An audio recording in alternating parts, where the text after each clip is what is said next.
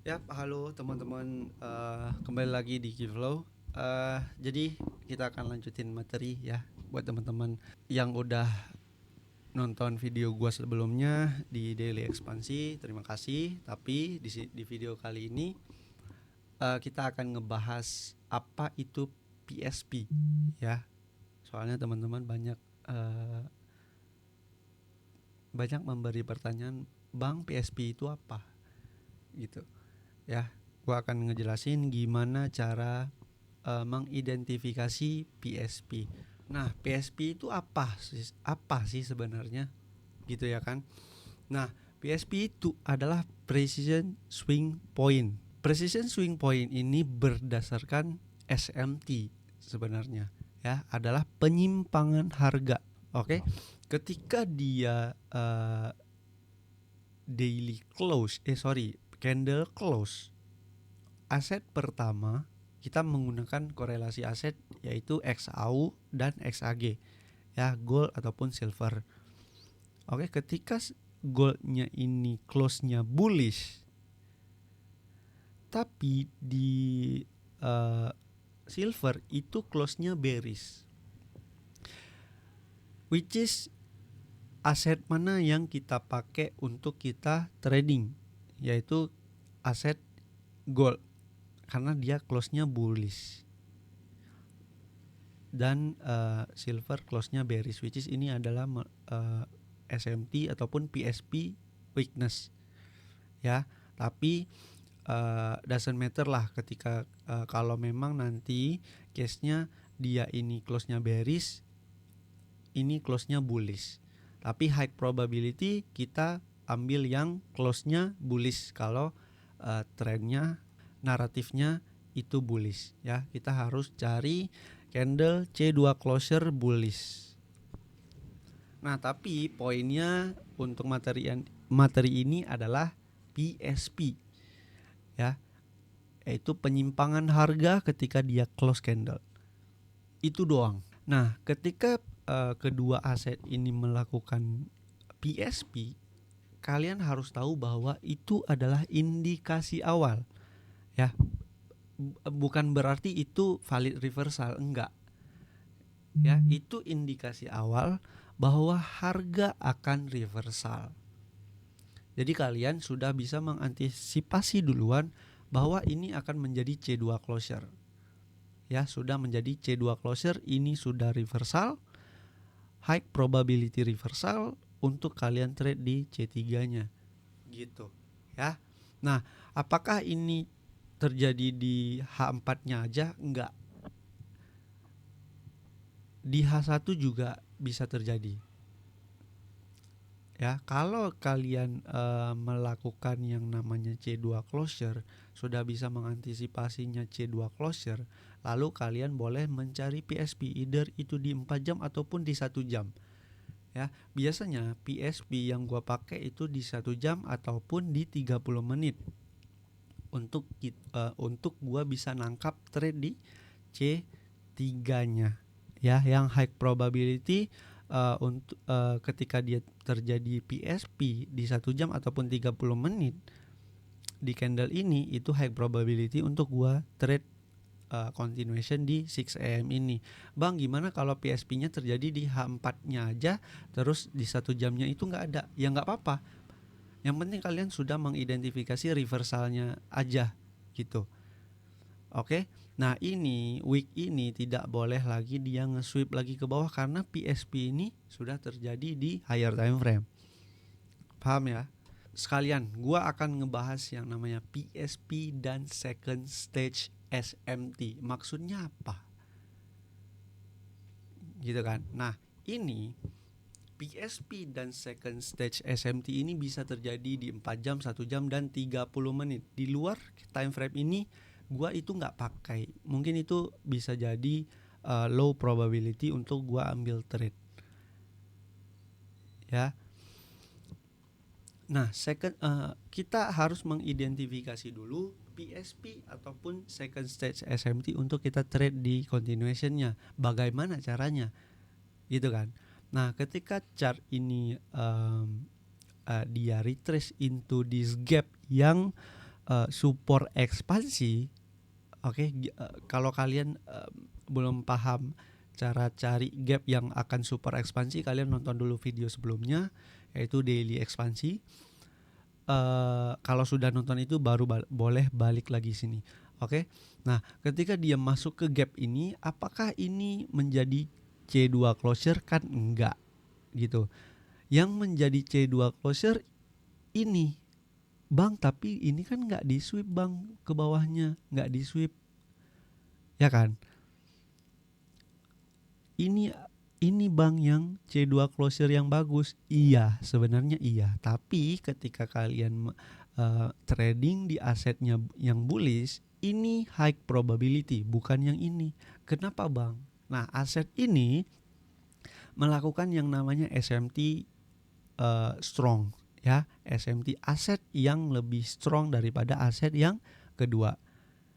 Ya, aset pertama ini lebih strong daripada aset kedua karena dia tidak mampu nge-sweep low-nya ini, tapi di aset kedua ini dia melakukannya pelemahan. Ya, dia sweep ke bawah. Ini adalah SMT. SMT yang pertama. Nah, ketika SMT yang pertama ini sudah form ataupun sudah terbentuk dan C2 closure-nya melakukan yang namanya PSP, itu bisa diasumsikan bahwa kita berada dalam second stage SMT karena ini SMT pertama, selanjutnya ini SMT kedua. Karena penyimpangan harga nih nutupnya, ini bullish, ini bearish. Ya, paham ya? Nah, untuk ini skenario second stage SMT. Skenario kedua adalah second stage SMT ketika apabila PSP ini tidak terjadi, gitu kan? Nah, apabila PSP ini nggak ada, Bang, gimana cara cari second stage SMT-nya? Oh ya udah, berarti second stage SMT yang dimaksud adalah 2 kali SMT. Maksudnya gimana, Bang? Ketika SMT weakness ini sudah terjadi, terus dia ngebikin lagi SMT ke atas gini, ya, gini. Berarti ini sudah second stage SMT. Kalau GXT bilang ini itu strange switch, ya, dia melakukan pelemahan dulu baru penguatan, gitu ya. Yang penting kalau memang kalian pusing gitu ya, ya udah second stage SMT artinya 2 kali SMT gitu aja ya. Ketika sudah di aset ini melakukan second stage SMT 2 kali SMT, kalian boleh trade untuk cari continuationnya gitu. Oke, kita akan langsung lanjut ke dalam chart. Oke, kali ini gua berdasarkan naratif dari daily dulu ya. Oke. Nah, ketika daily ini dia close di atas ini, ketika dia close di atas ini, kita bisa berasumsikan bahwa C3-nya akan ekspansi ke bawah untuk mencari low ini. Gitu ya kan, dengan invalidasi poin. Nah, ini tuh udah gua bahas. Ya, udah gua bahas, kalian nonton aja video sebelumnya.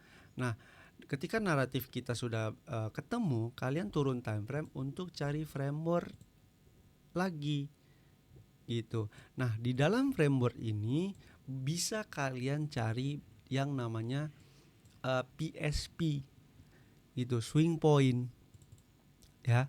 Nah, ini gold melakukan yang namanya candle bullish dan silver candle bearish, ya kan. Nah, aset mana yang harus ditradingkan gitu.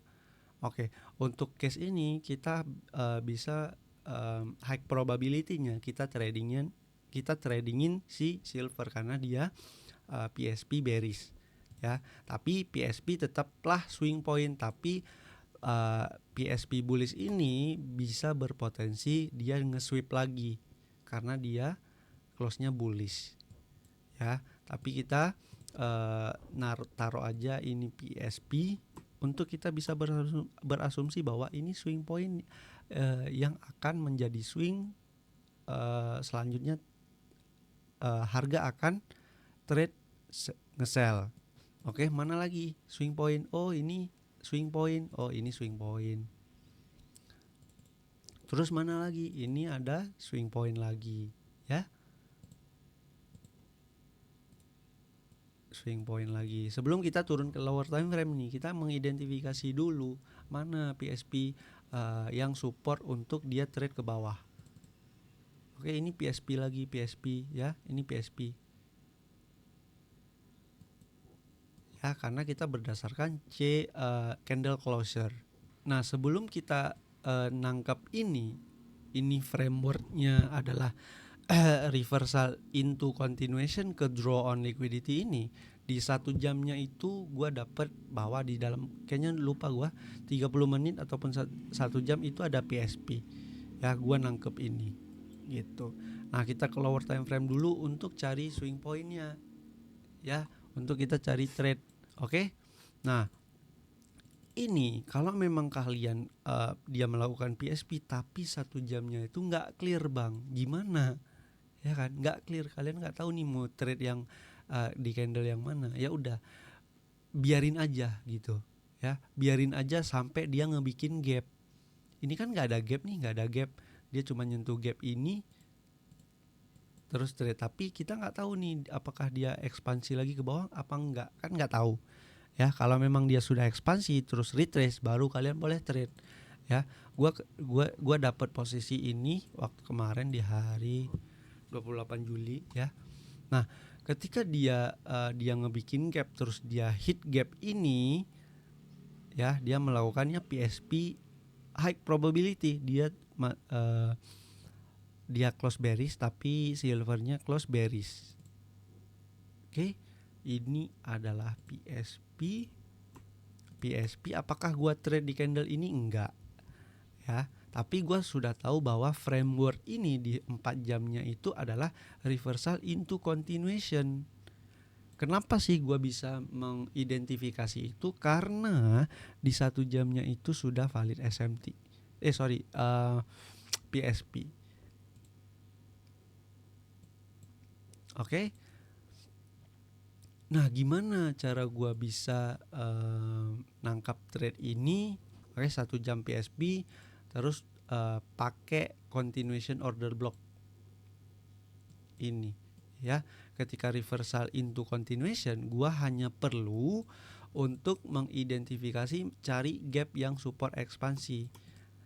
Ya, bang, ini kok nggak kehit bang, kok nggak kehit, tapi dia ekspansi lagi. Di sini ada yang namanya SMT fill. Ya, gua pakai itu untuk trade ke bawah. Trade-nya di di 3 menit. Ya, dia SMT fill, terus dia ekspansi lagi, ngebikin gap, baru trade di order block continuation. Gitu, ya. Into draw on liquidity-nya. Gitu. Itu cara cari swing point, ya. High probability swing point itu di 1 jam, 4 jam, 30 menit satu lagi, sorry. Ini di case yang tadi gue juga dapat ini, ya, PSP. Sorry, di 1 jam ada PSP ini. Oke, case-nya lagi-lagi gue masuk di sini. Ketika draw on liquidity-nya ini sudah ke-hit, gue kan kita lakukan adalah nggak ngapa-ngapain dulu sampai naratifnya sudah terjadi dulu, ya. Ini case ini gua pakai second stage SMT. Oke, yaitu dengan PSP dan SMT. Oke, di sini gua ngelihat SMT, gua replay dulu, Oke. Nah, gap ini sudah di fill dengan harga ini, dan dia kalau memang mau ekspansi, dia harus melakukan yang namanya SMT. Oke, into this low, berarti liquidity to liquidity. Nah, karena ini di 4 jam, gua trade berdasarkan C2 closure, ya. C2 closure yang dimana gua akan trade di C3-nya. Gitu, gua akan trade di ekspansinya. Gitu. Nah, untuk sekarang ini baru first SMT, belum second stage SMT, karena di 4 hour-nya masih selaras nih, dia nutup bearish, goldnya nutup bearish juga, berarti ini baru SMT pertama. Turun ke 1 jam. Nah di 1 jam gue dapet yang namanya PSP, berarti ini adalah second stage SMT. Oke, nggak apa-apa kalau beda time frame, yang penting ada confluence, ada beberapa confluence yang kuat untuk kalian trade ke bawah. Nah ketika C3 nya ini jam 6 AM New York local time dia buka, dia ekspansi. Nah gue tuh kan harus mencari gap untuk dia support ekspansi gitu kan. Nah gap ini apakah dia support ekspansi? I don't think so gitu. Gue tidak akan menggunakan gap ini untuk dia ekspansi. Gue akan menggunakan gap ini untuk dia ekspansi. Kenapa? Gitu ya. Kenapa pertanyaannya? Jawabannya adalah kalau dia ekspansi dia nggak perlu melakukannya di pre-retracement. Itu gue selalu mention ke kalian kalau kalian trading ekspansi. Oke, ketika dia retrace,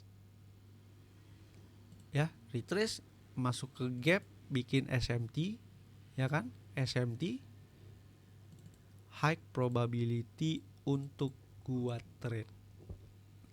Oke, turun ke 30 menitnya. 30 menitnya juga C2 closure, guys.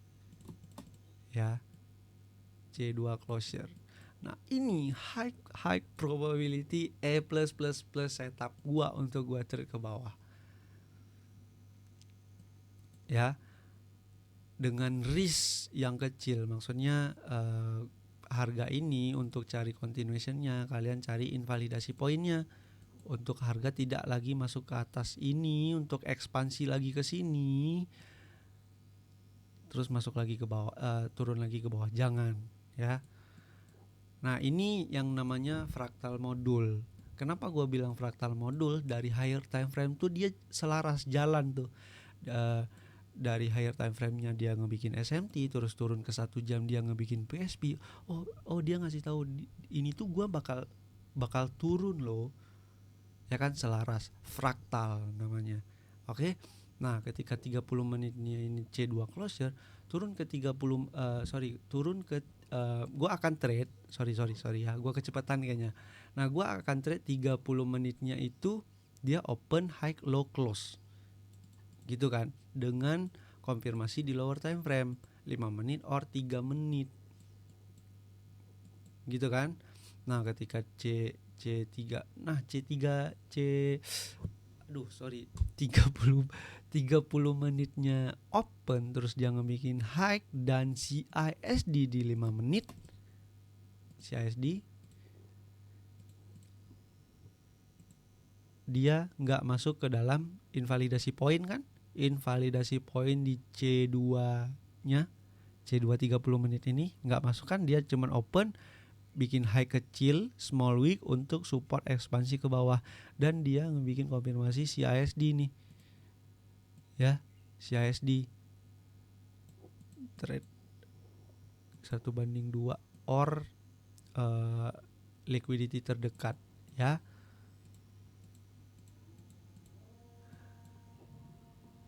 Oke, paham ya guys ya sampai sini ya. Mungkin kalau memang kalian nggak paham, kalian ulang-ulang lagi. Kalau memang nanti kayaknya gua kecepatan, kalian pelan-pelanin lagi ya. Gua ngambil case dari apa yang udah gua ambil trade aja paling di video ini ya. Mungkin segitu aja buat teman-teman yang nggak mungkin ada pertanyaan, kalian bisa tanyain di kolom komentar. Oke, see you next video.